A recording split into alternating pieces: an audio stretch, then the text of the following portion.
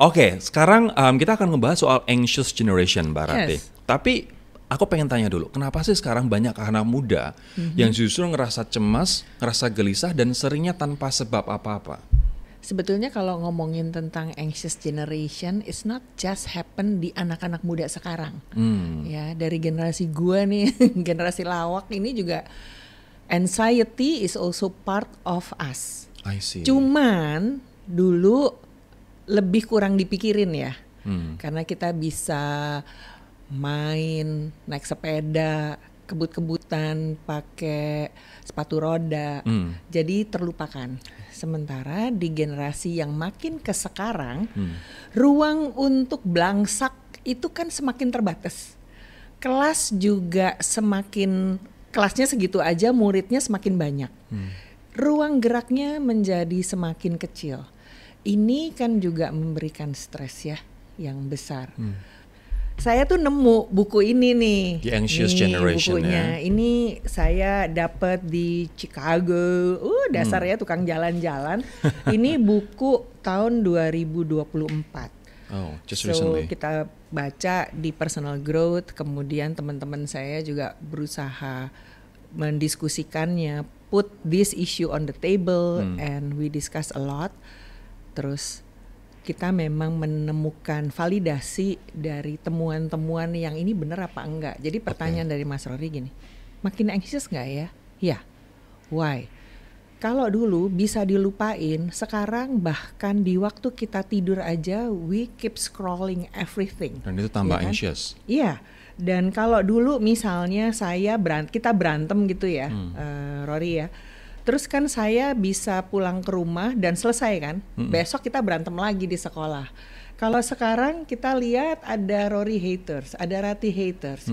Dan itu mengikuti kita sampai kita tidur aja nightmare. Wow. Artinya hidup kita menjadi sangat terbuka dan kita diburu oleh macam-macam. Dan kita juga FOMO membandingkan diri kita dengan orang lain. Kita jadi gelisah, bisa nggak ya kita seperti dia? Di satu sisi kepengen, ada excitement, tapi di lain sisi juga ada kekhawatiran untuk kayaknya gue nggak bisa deh. Nah, ini kan tarik-tarikan mana yang lebih besar ya. Terus, this gadget, bendanya sih baik-baik aja, tapi kan membuat kita lebih terhubungnya karena kita nggak usah gerak-gerak kan. Kita terhubungnya kan lewat sosial media, kita terhubungnya kan lewat koneksi digital.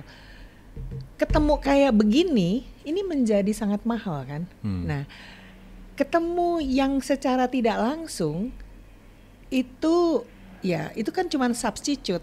Itu bukan sesuatu yang bisa memvalidate relasinya tuh tulus. Betul. Ketemu, lihat muka, tatap muka, itu beda loh dengan lihat screen. Yeah. Nah, ini yang membuat the social intelligence kita, kemampuan kita untuk berinteraksi menurun. satu sama lain juga menjadi turun. Wow, ternyata Gitu. efeknya setinggi itu ya Mbak Yes. ya. Di saat waktu itu anxiety memang ada, tapi sekarang bisa dikatakan anxiety meningkat karena itu mengikuti kita 24/7 terus. Iya. Bahkan ke bawah mimpi kalau kata Mbak Ke bawah Rati mimpi tadi. sampai mimpi buruk. Dan kalau dulu gelap kita ngantuk, bobo ya.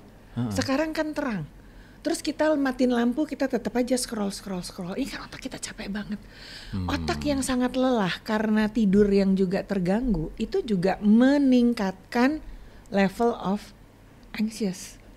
Gitu. Belum lagi makin lama the competition itu kan juga semakin ketat ya. Ruang-ruang untuk kreatifnya juga semakin terbatas. Yeah. Apa sih yang baru di muka bumi, ya kan? Ekspektasi kita tambah lama tambah tinggi.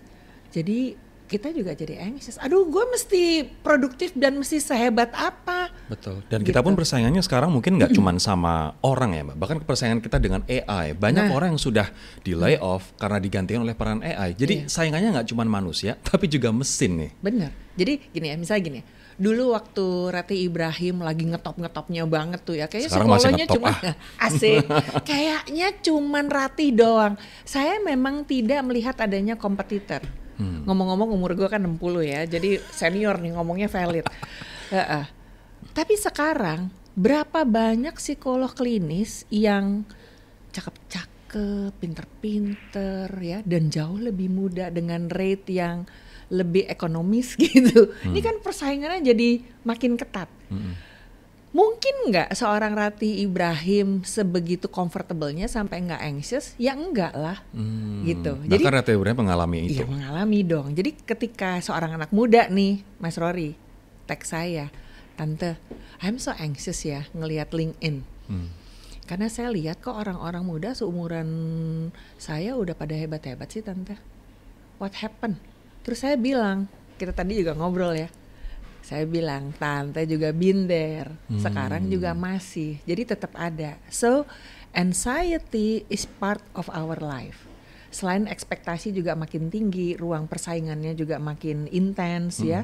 Terus tadi saya juga ngomong tentang penggunaan digital teknologi yang juga berlebihan ya, jadi kan menjadi tidak sehat juga buat kita.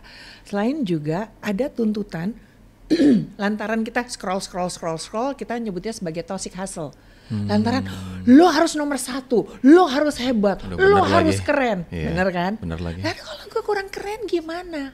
Kalau ternyata gue nggak ngotot, gue cuman jadi mediocre. Dan sementara gue udah ngotot banget sampai udah pating becotot lah itu ya, tetap aja di tengah-tengah loh, karena kan persaingannya sangat luar biasa. Terus yang terjadi apa coba? Burnout. Banyak banget kan anak masih muda-muda udah pada burnout. Burnout dan mungkin self-blaming Mbak. And then self-blaming. Lalu sekarang kan kita sering dengar healing dong, healing. Nah, manifestasi dari healingnya sendiri juga sering tidak tepat. Shopping aja deh, terus mager aja deh gitu. Jadi menempatkannya dengan kegiatan yang juga jadi konsumtif. Sementara dia juga belum tidak berseri gitu loh secara finansial. Itu juga nanti menambah masalah. Yes. Oke, tapi aku pengen panjang tanya sekarang. Ya gue kalau ngomong. Gak apa-apa Mbak, gak apa-apa. Justru malah elaboratif menurutku. Asik. Apa sih bedanya stres biasa yang mungkin juga banyak dialami orang zaman dulu dan orang zaman sekarang dengan social anxiety atau FOMO Mbak? Nah, itu sebetulnya dasarnya social anxiety, kemudian FOMO, itu stres juga. Tapi kalau kita ngomongin tentang stress is stress, di dalam hidup kita kan kita memang berhadapan dengan stres. Bangun tidur aja kita udah stres kok. Kok nafas gue agak ngik-ngik ya. Kok mulut gue kering ya. Itu stres loh, stres kecil. Oke. Terus hari ini mau pakai baju apa ya? Kira-kira Rory pakai baju apa ya? Itu stres juga kan. Catokan rambut gue gimana. We deal with stress in every single time. Jadi kalau ada orang ahli kayak gue kan jago jualan ya. Stres dihindari aja. Gimana ngehindarinnya? Hal-hal kecil bisa jadi sumber stres. Aduh gue mau makan buah apa ya? Itu stres. Gimana ngehindarinnya? Nah stres ada dua macam. Stres bagus, stres jelek. Stres bagus adalah yang makes you excited. Gue mau ketemu Rory nih, asik. Stres bagus kan? Ya. Stres jelek adalah yang bikin kualitas hidup kita jadi menurun. Itu stres jelek. Nah kita kan biasanya nggak ngomongin stres bagus karena we take for granted bahwa itu baik.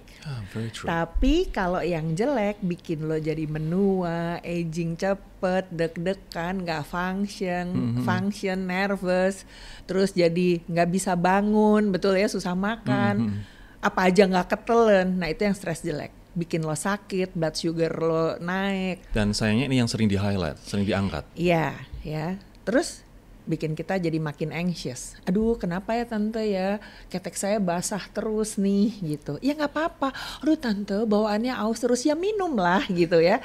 So itu. Nah penyebabnya bisa diidentifikasi. Kalau diturut-turutin bisa. Bahwa penyebabnya sebetulnya hal yang sangat-sangat sederhana. Ya udahlah, karena kan tiap orang memaknainya bisa berbeda. Sementara social anxiety itu sumber dari stresnya adalah lantaran aduh mampus gue mau ketemu orang nanti gue akan dijudge apa ya sama dia ya, akan ditanya Rory hari belakangan ini kegiatannya apa aja, kalau jarang muncul sih di media. Itu kan bikin lo anxious. Benar itu menohok banget Mbak. Bener kan, lo masih ngetop nggak ya Rory ya, kan kayak gitu misalnya gue pakainya Rory ya saudara-saudara ya, atau Rati kemana aja lu sekarang udah nggak terkenal tahu, itu kan aduh orang nanti ngomong apa, aduh tas lo dari dulu kayak begituan doang gitu kan. So it is a pressure from social expectation yang bisa memang terjadi di depan kita, tapi bisa juga itu ada di bayangannya kita. Aduh, dia kok ngelihat kita kayak begitu, nanti dia bakal ngomongin kita apa ya. That's social anxiety. Jadi kayaknya gue nggak usah keluar aja deh, gue ngendon aja di rumah ya gitu. Itu ngatasinya gimana Mbak kalau stres yang kayak begitu? Ketemu sama Tante Rati yuk. Ngobrol kita. And then ya ada sih mantra-mantra yang biasanya gue ajarin yang gini. Ya, and then so what? So what?